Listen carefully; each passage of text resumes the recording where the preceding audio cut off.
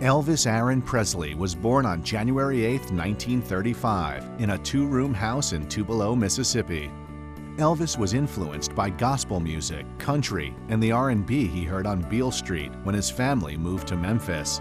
In 1953, Elvis walked into Sun Studios and paid $4 to record a two-song demo. Sam Phillips liked what he heard and decided to cut a record with Elvis. That's All Right became a hit. Before long, Elvis caught the attention of promoter Colonel Tom Parker, who put the young singer on tour. Everywhere Elvis played, his great looks and evocative moves got a near riotous response from crowds, especially females. The Colonel knew he had a superstar on his hands and signed him to an exclusive deal in 1955, buying out his Sun studio contract and signing a deal with RCA. I mean, if you go back, you listen to those early records and think about what pop singing sounded like before that. You would think this was from another planet. In 1956, Elvis's first RCA single, Heartbreak Hotel, topped the charts. There is a reason why they call Elvis the King. You know, I mean, he was the guy who stepped up on the stage and kind of kicked that door open.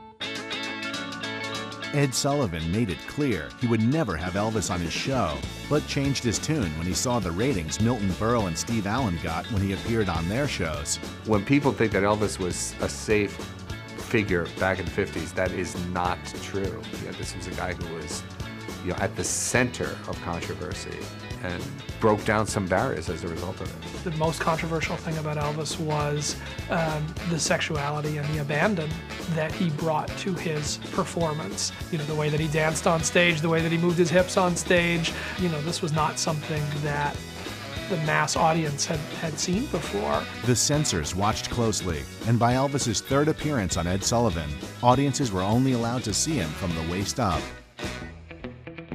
At the peak of his fame, Uncle Sam came calling, and Elvis headed off to Germany to serve in the Army in 1958. While overseas, he met a 14-year-old Priscilla Beaulieu, who he would marry 9 years later in 1967. Their only child, Lisa Marie, was born on February 1st, 1968. When he returned, he was still popular, but by the mid-60s, Elvis's career was in trouble. While he was releasing mediocre singles and making what seemed like the same bad movie over and over again, he was surpassed musically by artists like the Beatles, who had been inspired by Elvis. Although it seemed like Elvis's best days were behind him, he was about to make an unlikely and triumphant return. Dressed in black leather, looking like he had something to prove, Elvis appeared in a CBS TV event known as the 1968 Comeback Special. By 1969, he was back on top of the charts with Suspicious Minds and blowing fans away during his record-breaking performances in Las Vegas. His return to the top culminated with Elvis Aloha from Hawaii, a concert special seen by over 1.5 billion people around the world. Though he had made it back to the top, his life was coming apart. He began to put on weight and rely more and more on prescription drugs.